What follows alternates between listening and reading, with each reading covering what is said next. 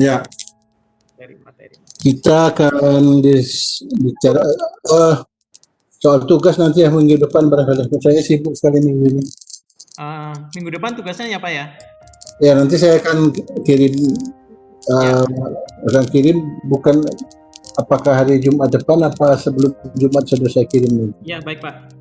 Oke, makasih ya. Iya, sama-sama. Sekarang kita diskusi tentang hukum, tentang tentang fakta, tentang prinsip ya, yang semuanya merupakan satu informasi ilmiah ya. Jadi kan kita katakan bahwa salah satu fungsi ilmu pengetahuan itu adalah explanation. Itu adalah menjelaskan. Nah, menjelaskan itu kan dia menjelaskan fenomena itu dalam rumusan kalimat yang kadar kadar kualitasnya itu berbeda-beda.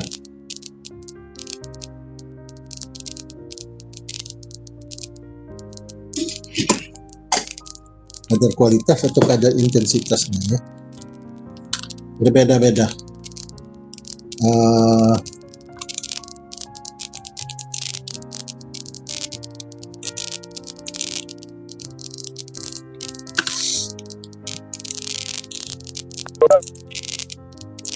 Saya akan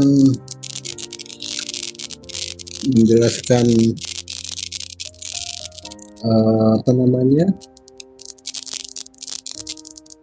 beberapa hal itu nanti secara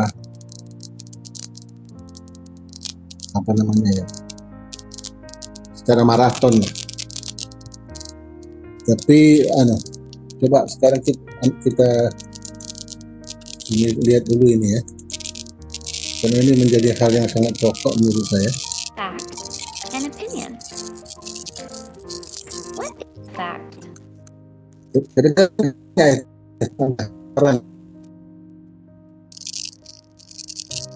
Kedengaran nggak tadi? Coba. A fact is something that is all Kedengaran ya? Kedengaran. Oke, nanti saya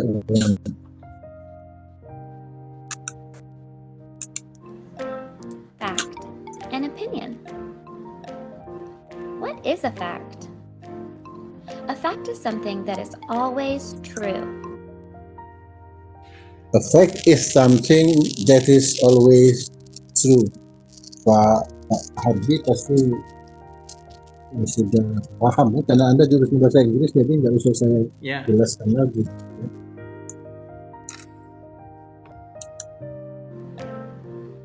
Facts can be proven. We can by doing research. Jadi facts can be proven.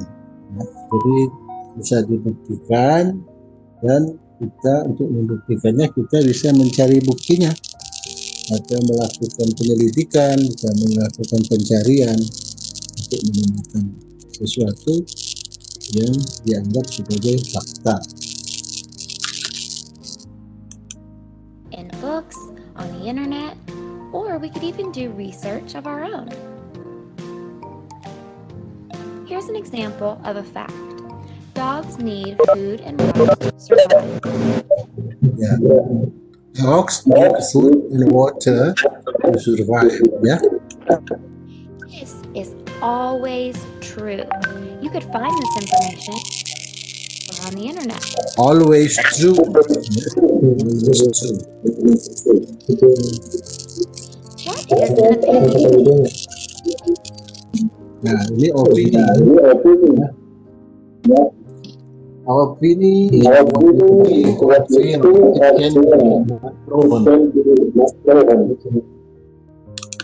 Opinion is what you think or feel. It cannot be proven. Here's an example of an opinion. Dogs are the best Pets. That's what I think. I think dogs. But these are just my opinions because you could say, no way. Tapi mungkin orang lain yang mengatakan, oh tidak. Itu ada yang di minute atau di minute. Cats are the best pets. Let's see what you learned. Or opinion.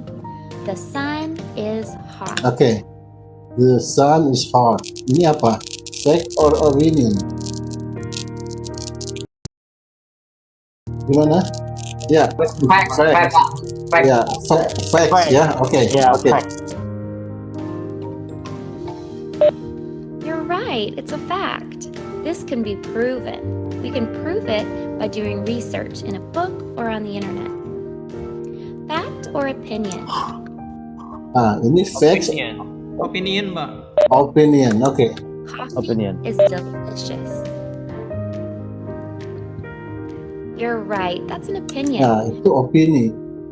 Jadi dia itu hanya perasaan seseorang, misalnya perasaan saya saja bahwa kopi itu nikmat gitu ya. Karena saya penikmat kopi. Sehari saya bisa 4 gelas untuk bikin sendiri. Ya. Beli biji. Tapi buat istri saya nggak suka dia kopi karena ketika dia minum kopi lambung pergi. Jadi itu opini. Because someone could say, ew, coffee isn't delicious. Fact or opinion? An apple is a fruit. Oke, apple facts ya. You're right, it's a fact.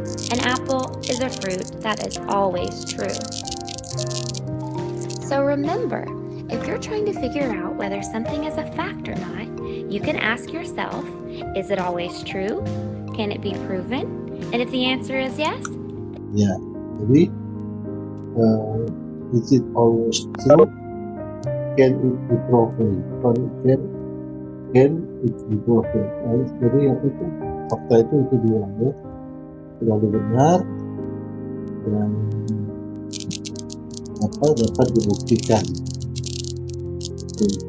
Dan ini penting sekali sebagai dasar di dalam berpikir ya, berpikir saintifik itu harus berpijak kepada fakta. Kita harus bisa membedakan antara fakta dengan opini. Seringkali orang mengatakan ini adalah fakta, tapi itu opini sebetulnya. Anda masih ingat tentang minyak kayu putih, misalnya tentang tsunami Aceh itu banyak sekali opini. Ada yang mengatakan dulu waktu apa namanya itu kan tahun 2006 ya. 2006 kan, Betul, Pak. 25 Desember ini pas hari Natal. Itu terkait banyak sekali yang mengatakan kan karena malam Natal itu katanya banyak pesta pora di Aceh itu dengan melakukan minum mabuk-mabuk dan pesta pora, seks bebas dan segala macam. Padahal kan Aceh itu kan serambi Mekah yang menerapkan syariat Islam. Maka Tuhan murka lalu dihukumnya dengan tsunami. Yang ada lagi yang mengatakan itu ujian untuk orang Aceh. Jadi Tuhan seperti melakukan proses pembersihan karena Aceh sedang menerapkan syariat Islam. Maka tsunami itu adalah menseleksi, semacam natural selection gitu. Ada lagi yang mengatakan orang-orang Jawa yang banyak terusir dari Aceh kan waktu baru reformasi itu kan mulai terjadi kebebasan di Aceh. Nah, orang-orang yang dari Aceh Merdeka, gerakan Aceh Merdeka itu kan banyak mengusir orang-orang Jawa yang sudah established di situ, yang sudah mapan hidupnya, yang sudah lama diusir. Tentu kan sakit hati gitu. Mereka mengatakan itu pantaslah Aceh itu dibegitukan Tuhan, dikutuk. Jadi soal ekonomi dikutukan. Nah, tetapi semua itu kan opini itu. Artinya dalam filsafat ilmu itu nanti ada yang disebut Eclairant, ya. Eclairant and Verstehen. Eclairant itu suatu penjelasan yang berdasarkan fakta. Kalau Verstehen itu penjelasan yang berdasarkan opini atau keyakinan. Nah, sekarang bagaimana penjelasan tsunami itu secara Eclairant, secara fakta, sains? Ya itu harus tanyakan dengan ahli geologi dan ahli tsunami, ahli gempa. Dia akan menjelaskan tentang lempengan-lempengan bumi, terus mengapa terjadi pada waktu itu, dan seterusnya. Ini penjelasan ilmiah. Apa salah orang yang membuat opini? Oh, tidak salah. Ya, karena itu adalah satu persepsi subjektif orang, ya. Persepsi subjektif orang. Ada lagi yang biasanya terkait dengan soal tsunami Aceh. Di sekitar hancur semua, tetapi Masjid Baitur Rahman kok bisa bertengger tetap itu. Itu kan suatu keajaiban yang ini Tuhan mau menunjukkan keajaibannya karena dilindungi Tuhan. Ya tentu saja benar menurut keyakinan. Tapi kan tidak bisa membuktikan bagaimana itu bisa bertahan. Nah, itu bisa menjadi sesuatu yang objektif dan faktual. Itu harus minta penjelasan ahli bangunan, ya, ahli konstruksi. Itu kan masjid lama. Saya yakin konstruksinya itu berbeda dengan konstruksi yang ada di sekelilingnya. Konstruksi yang dulu kan kuat-kuat itu. Jadi kalau mungkin saja misalnya campuran pasir sama semennya itu satu-satu atau apa yang kuat sekali, tidak mudah diterjang ombak. Sama kayak di rumah saya yang saya diskusi. Yang sebelah rumah saya ini rumah mertua saya itu dibuat dari bawah pengawasan kakek saya. Kakek saya itu satu orang yang pekerja sekolah zaman Belanda, bekerja dan dia ngawas ini campurannya satu-satu. Jadi sekarang meskipun saya pakai paku beton, kalau mau maku dindingnya itu pakunya patah. Jadi keras sekali gitu kan. Saya yakin kalau misalnya itu ada hal-hal yang itu tidak semudah bangunan yang sebelahnya. Nah begitulah kira-kira kan bangunan-bangunan sekarang apalagi di negara kan banyak dikorupsi, jadi campuran semen dan batunya begitu ketiup angin sedikit sudah terbang. Ya artinya salah satu perbandingan cara berpikir saintifik dan non saintifik itu yang jadi ada Eclairant dan ada Verstehen. Nanti Anda search saja itu ada cara berpikir di dalam sains. Jadi itu banyak sekali di dalam masyarakat, bahkan di dalam bukan hanya non ilmiah. Yang susah tuh kadang-kadang yang pseudo ilmiah, artinya ilmiah semu. Jadi seolah-olah itu ilmiah, tapi sebetulnya tidak ilmiah. Gitu. Dan itu banyak lah terjadi di dalam masyarakat. Nah itu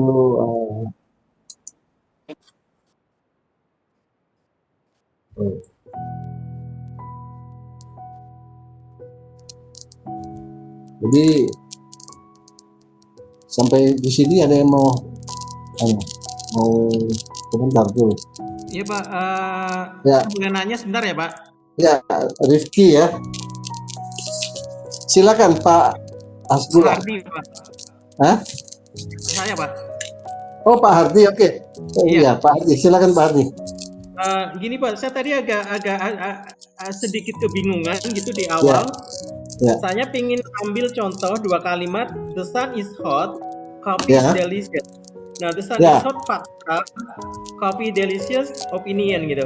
Ya. Padahal struktur kalimat di sini persis banget sama Pak. Hotnya adjektif, delicious juga adjektif.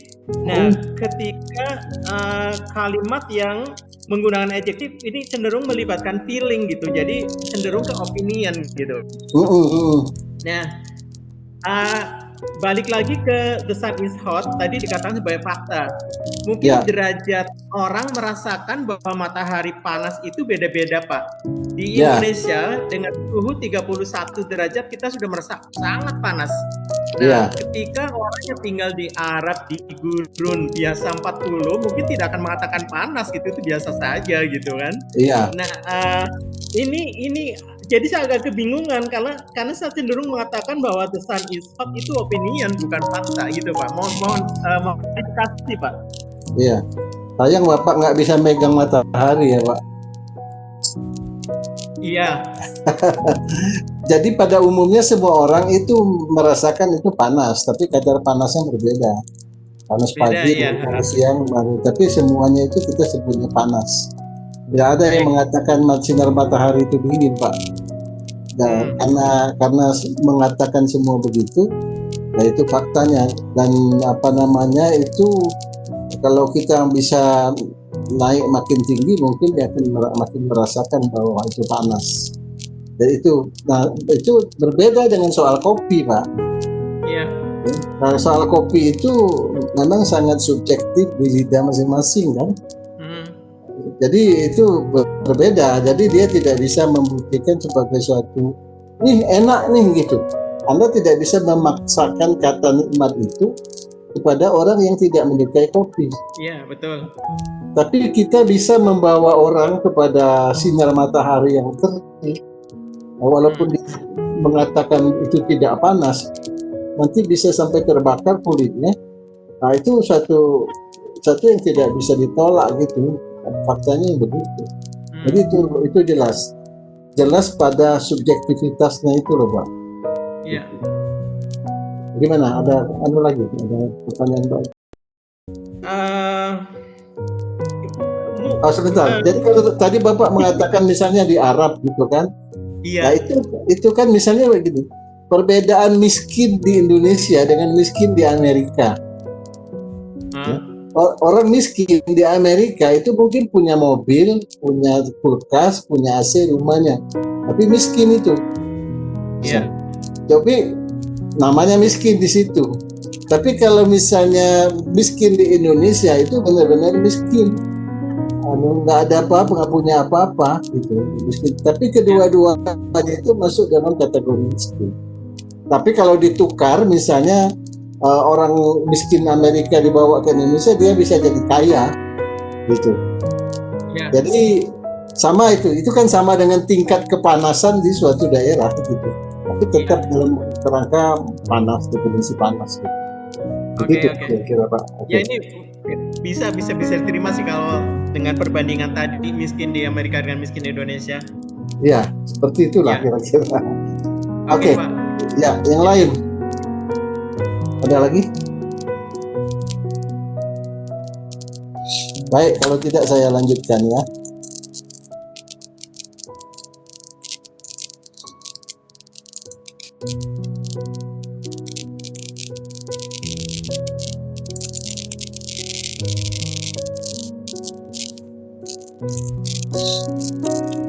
Sekarang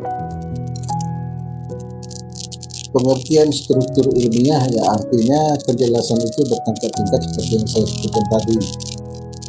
Kemudian fungsi ilmu ini sudah sering saya jelaskan.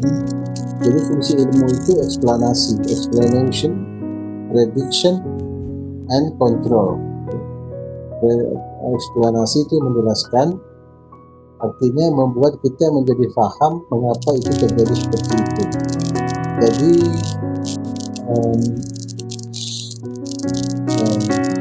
banyak sekali penjelasan saintifik itu yang kemudian membuat kita jadi paham atau membuat kita bisa menjadi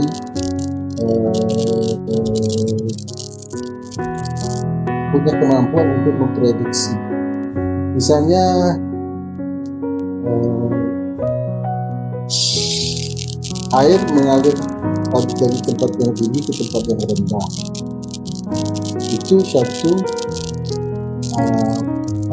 penjelasan, itu satu penjelasan. Jadi kalau kita membuat atau memasang saluran air atau pipa ledeng gitu di rumah kita, itu prinsip itu harus menjadi satu hal yang memandu kita sehingga air itu akan bisa bergerak dia. Jadi makanya orang biasanya kalau Anda lihat di kampung-kampung, di kota juga banyak orang memasang toren itu di tempat yang tinggi. Karena kalau toren itu di tempat yang di bawah, misalnya di bawah tanah, ada juga sih banyak. Ya untuk menaikkannya harus pakai pompa. Karena air itu tidak bisa mengalir dari bawah ke atas sendiri. Untuk membuat air itu mengalir dari bawah ke atas harus diintervensi. Mengintervensinya bagaimana? Pasang pompa. Begitu. Nah itulah suatu penjelasan yang menolong kita sehingga sains itu yang sangat penting sekali sehingga hidup kita itu menjadi tertolong dan mudah. Dulu sering saya misalnya di ini kita contoh kasar saja ya. Dulu ketika orang belum memahami sains misalnya, seringkali orang lewat di bawah pohon-pohon besar misalnya, kemudian pulang ke rumah beberapa hari menjadi demam, susah gitu demam.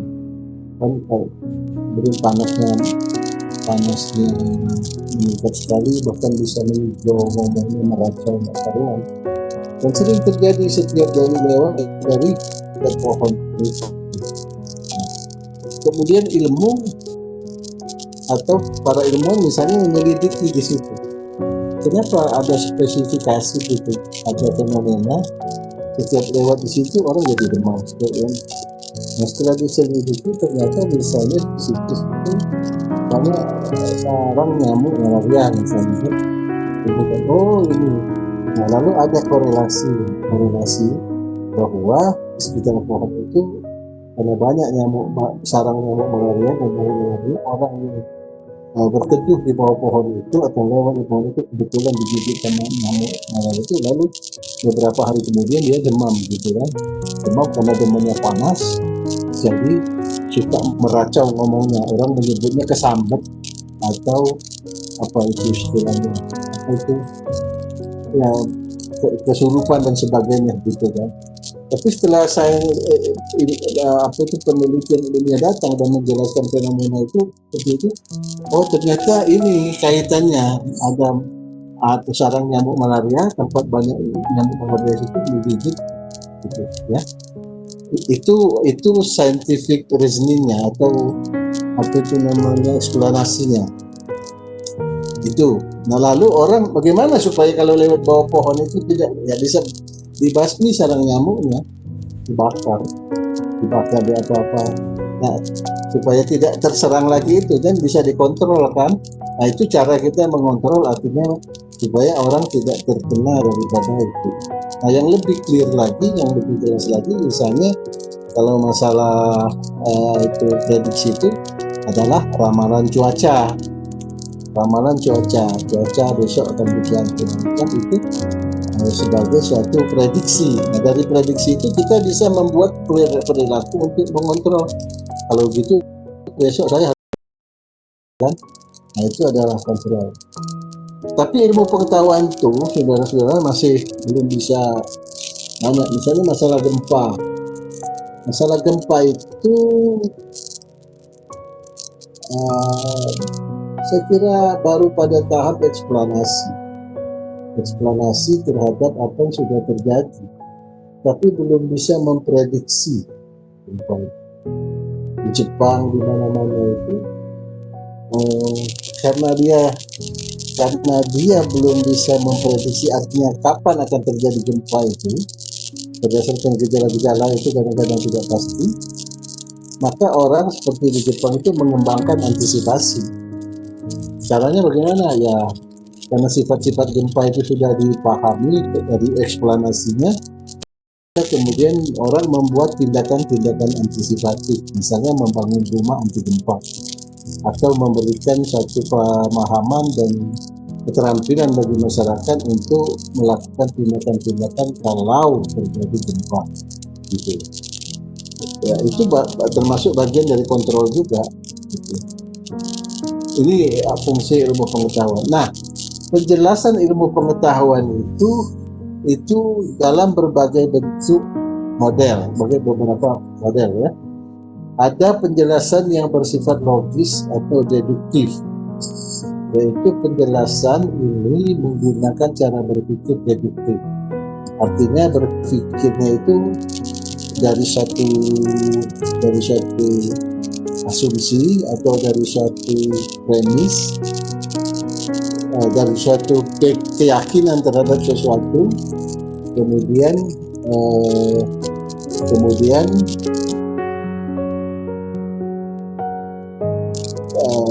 keyakinan itu diterapkan kepada hal-hal yang bersifat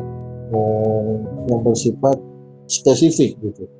Jadi di sini disebutkan menggunakan cara berpikir deduktif dalam menjelaskan gejala dengan menarik kesimpulan secara logis dari premis-premis yang sudah ditetapkan sebelumnya. Logis. Nanti ada contohnya di bawah. Kemudian adalah penjelasan yang probabilistik, penjelasan yang ditarik secara induktif. Nah, sains itu kebanyakan yang kedua ini, yaitu penjelasan induktif dari sejumlah kasus yang dengan demikian tidak memberikan Good kepastian grammar and seperti spelling are penjelasan important, deduktif, but if you want to write melainkan essays that penjelasan inspire, yang bersifat messages peluang, kemungkinan, misalnya kemungkinan besar dan hampir, boleh jadi, dapat dipastikan, gitu kan. Kalau yang logis deduktif itu biasanya pasti, saudara, karena dia kebenarannya kebenaran a priori, biasanya kebenaran yang tidak memerlukan suatu pembuktian empirik. Yang sering saya katakan tadi, misalnya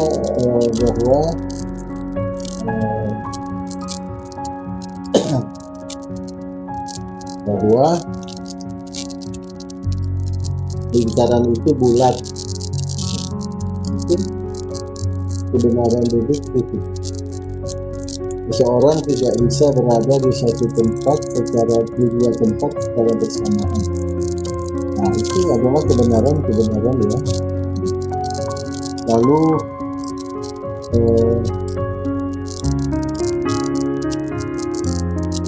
bujangan adalah orang yang tidak beristri. Maka kita bisa membuat misalnya bujangan yang beristri dua, itu salah kan kalimatnya, karena tidak logis, jadi bertentangan dengan kebenaran logis. Kemudian yang ketiga, penjelasan teleologis atau penjelasan finalistik, yaitu penjelasan meletakkan sebuah unsur dalam kaitannya dengan tujuan dalam sistem secara keseluruhan. Ini misalnya begini, saudara. Biasanya penjelasan teleologis.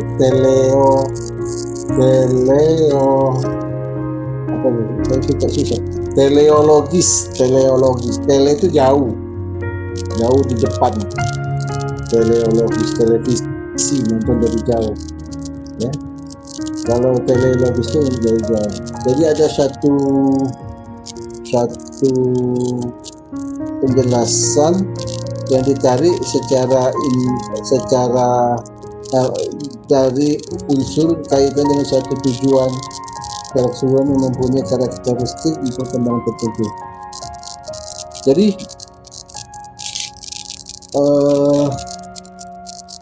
Misalnya begini, di dalam berbicara tentang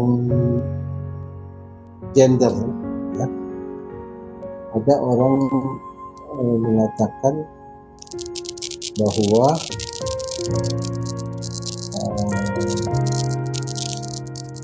ada dua pendekatan. Ada pendekatan yang bersifat teistik, ada yang bersifat ateistik, ada yang bersifat kepercayaan dan ada tidak percaya. Orang yang ateistik, yang tidak percaya kepada bahwa manusia ini diciptakan atau perbedaan jenis kelamin itu adalah diciptakan oleh yang menciptakan, dia tidak percaya itu. Menurut dia itu hanya perubahan dari suatu proses evolusi, terjadi perubahan genetik, akhirnya ada yang jadi perempuan, ada yang jadi laki-laki gitu ya. Nah, pemahaman yang begini tentu dia tidak memiliki suatu pandangan teleologis ya, teleologis. Berbeda kalau misalnya orang melihat perbedaan kelamin atau keturunan itu dari sudut teistik, dari sudut kepercayaan. Dia orang percaya bahwa perbedaan jenis kelamin itu ya karena diciptakan, karena ada satu tujuan. Nah, tujuan itulah yang menjadi suatu pembeda antara penjelasan yang teleologis dengan pendekatan yang tidak teleologis. Jadi orang yang percaya ini beranggapan bahwa perbedaan jenis kelamin itu karena ada suatu tujuan yang tertentu, karena masing-masing baik laki-laki maupun perempuan itu memiliki suatu fungsi penciptaan perbedaan itu, karena dalam suatu fungsi yang akan diemban oleh masing-masing ini. Perempuan misalnya akan hamil, melahirkan, menyusui dan mengasuh anak, sehingga postur tubuhnya seperti itu secara fisikal. Mengapa perempuan itu tubuhnya seperti itu? Yaitu penjelasannya. Karena fungsinya itu dia akan melahirkan, mengandung, melahirkan, menyusui dan mengasuh anak. Bahkan mungkin komposisi hormonnya pun berbeda gitu dengan laki-laki. Sedangkan laki-laki tidak hamil, tidak melahirkan, dan tidak menyusui, sehingga tidak perlu postur tubuhnya seperti wanita gitu. Jadi ada satu tujuan yang hendak dituju. Jadi penjelasannya itu berbeda. Itu kira-kira. Kemudian ada lagi penjelasan yang genetik, yaitu yang menggunakan faktor yang timbul sebelumnya untuk menjelaskan gejala yang muncul kemudian. Penjelasan ini berusaha menentukan kenapa sesuatu itu terjadi. Jelas ini menuntut satu jawaban tentang apa yang terjadi pada waktu lampau. Jadi ini penjelasan genetik ya. Mengapa dia itu rambutnya keriting lahir ya? Oh, coba dia lihat, oh ternyata bapaknya ada kakeknya dulu keriting. Ini anaknya kok kulitnya hitam, padahal ibu bapaknya putih. Ternyata ada secara genetis ada. Dan ini penjelasan seperti ini yang bisa membuat kita menjadi terang gitu ya. Nah itu bukan saja kulit tapi penyakit juga. Penyakit misalnya yang diduga penyakit itu secara genetis menurun, itu misalnya asma, kalau semua, nah itu terus apalagi gitu ya. Jadi nah penjelasan genetik itu bisa membuat kita misalnya kalau orang yang sama-sama memiliki penyakit lupus sebaiknya tidak menikah dengan orang yang punya riwayat yang sama. Takut nanti anaknya Itu. Jadi, nah, misalnya nasihat tidak menikah itu dengan sama-sama yang pembawa penyakit itu adalah bagian daripada kontrol. Itu juga asma. Saya misalnya asma, istri saya asma. Saya tuh tidak tahu kalau saya asma, tapi memang bapak saya, nenek saya itu asma. Tapi saya sebelum menikah itu tidak asma, tidak pernah asma. Setelah menikah baru mulai suka sesak, suka batuk. Ternyata saya memang asma. Istri saya asmanya berat. Semua anak kami, saya punya anak 4, ketiga-tiganya itu manifest asma. Cuma yang keempat sampai sekarang sudah semester 5 di perguruan tinggi, belum asma, tapi dia eksim. Ternyata sama itu. Kalau dia tidak muncul eksim, munculnya asma. Itu kaitan dengan masalah genetik. Itu adalah bagian dari kontrol. Nah itu ya. Nah rumusan dari penjelasan-penjelasan itu, saudara, ada dalam rumusan yang disebut teori. Terdapat dalam berbagai sebut teori. Ada yang disebut hukum, ada yang disebut prinsip, ada yang disebut postulat, ada juga asumsi. Nah sedikit-sedikit saya coba. Sekarang teori itu sudah sering saya sebutkan. Teori itu adalah penjelasan tentang aspek dunia alamiah yang dapat diuji berulang kali dan diverifikasi menurut teori ilmiah, ya. Menggunakan protokol observasi, pengukuran dan segala macam. Itu sudah teori. Pengetahuan ilmiah yang mencakup penjelasan mengenai satu faktor tertentu dari sebuah disiplin keilmuan. Misalnya ekonomi, ya. Dalam ekonomi dikenal teori ekonomi makro dan ekonomi mikro. Kalau ekonomi makro itu kan ekonomi dalam artian hal-hal yang besar. Kalau mikro itu lebih ke teknis. Sebuah teori biasanya terdiri dari hukum-hukum, anggapan-anggapan atau sistem gagasan yang dimaksudkan untuk menjelaskan sesuatu, terutama yang didasarkan pada prinsip umum yang tidak tergantung pada hal yang akan dijelaskan. Dalam teori ekonomi misalnya, kita mengenal hukum permintaan dan penawaran, yaitu bila permintaan naik sedangkan penawaran tetap, maka harga akan naik. Permintaan itu artinya kalau berjualan di pasar, dan orang yang mau membeli tambah banyak, sementara barang tidak tambah banyak, ya, maka harga akan naik. Gitu. Tapi sebaliknya, kalau yang menjualnya makin banyak, sedangkan yang mau belinya tetap, maka harga akan turun. Jadi misalnya kalau musim rambutan, ya, kalau baru mulai musimnya harganya akan mahal harga rambutan itu. Tapi kenapa? Karena yang jualnya masih sedikit, ya.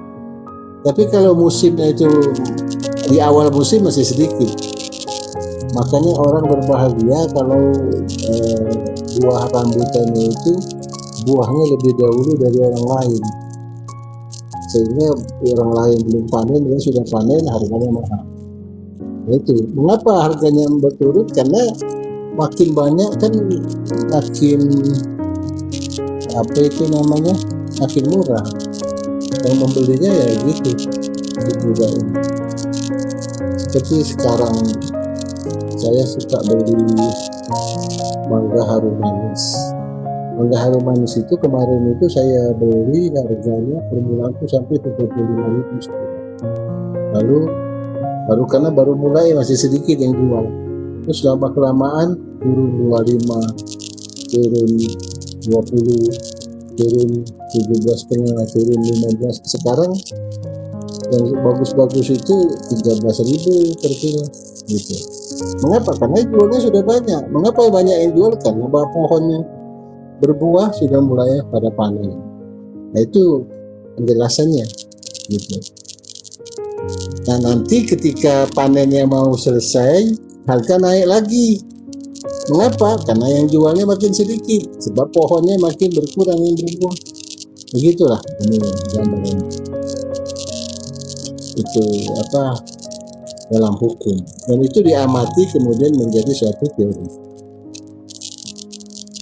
Kemudian hukum, ada hukum dalam ini ya, hukum bukan hukum pidana, hukum perdata, bukan.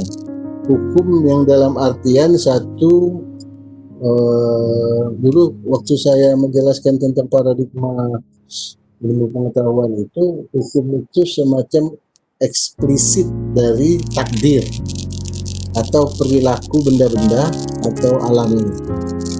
Itu karena takdir Tuhan dalam menciptakan itu, sehingga dia berperilaku seperti itu. Hukum. Hukum adalah pernyataan yang menyatakan hubungan antara dua variabel atau lebih dalam satu kaitan yang sebab akibat. Ya, misalnya besi dipanaskan menuai. Besi dipanaskan menuai. Panaskan terus menuai. Sudah. Jadi disebutkan karena panas maka dia menuai. Tapi ini dalam filsafat ilmu ada yang kita bangun, ada pembantahan. Jadi dipanaskan lalu menuai. Yang di depan ini yaitu dipanaskan sebagai, dianggap sebagai sebab, yang menuainya ada letak belakangan dianggap sebagai akibat. Tapi ada yang membantahnya, antara lain Imam Al-Ghazali. Yang di depan itu belum tentu sebab, dan yang belakang belum tentu akibat, dan belum tentu juga mereka saling sebab akibat katanya. Bisa saja itu hanya bersama. Kebetulan yang pertama di depan, yang belakang. Jadi bersama belum tentu karena gitu. Tapi bersama. Tapi itu nantilah kita bahas ya. Jadi intinya hukum itu adalah sesuatu yang jika X maka Y, jika X maka Y, ya, kausalitas, dan itu akan tetap seperti itu.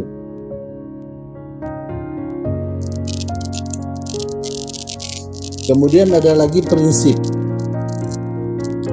yaitu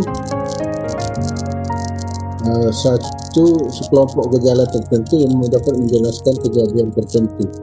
Dalam ilmu ekonomi kita mengenal prinsip ekonomi. Ya. Prinsip ekonomi yaitu berbagai kejadian ekonomi yang dapat dirumuskan dalam berbagai hukum dan pernyataan.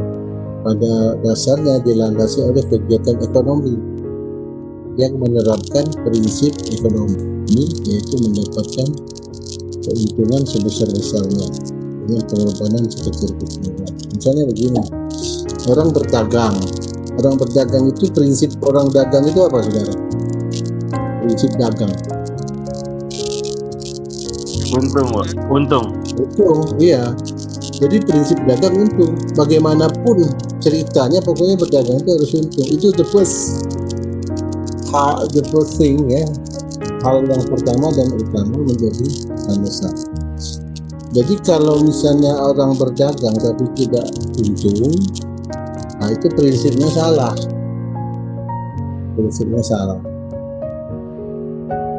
Kalau politik, prinsipnya apa, saudara? Menang. Ya? Menang, Pak. Menang itu untuk apa? Kekuasaan.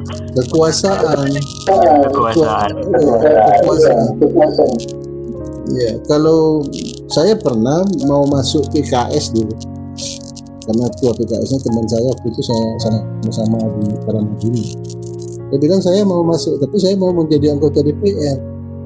Ya nggak bisa lah katanya, pasti ditolak orang. Enggak, maksud saya mau, tapi melalui proses harus anggota DPR nanti.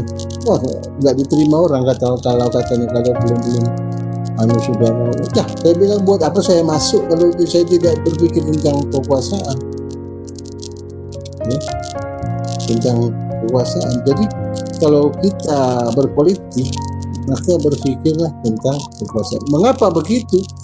Ya karena kita ingin berpolitik itu karena ingin berkuasa. Mengapa kita ingin berkuasa? Karena ingin turut mengerti pada masyarakat. Jadi saudara, ilmu politik itu dulu bagian utama dari etika. Jadi sangat mulia ilmu politik itu. Etika itu apa? Etika itu adalah aturan moral di dalam mengelola kehidupan bersama, gitu. Jadi agar kehidupan bersama itu tidak saling melanggar, saling menghormati, saling memenuhi hak masyarakat, maka ya itu diatur. Nah, untuk mengaturnya itu ya politik. Jadi politik itu sebetulnya adalah prinsip dasarnya kekuasaan itu. Untuk apa kekuasaan itu? Adalah untuk mengabdi kemanusiaan. Nah, sekarang kan juga berbeda. Jadi sama dengan politik itu sekarang sama dengan berdagang tidak mencari untung. Tapi kalau politik ini sekarang berkuasa untuk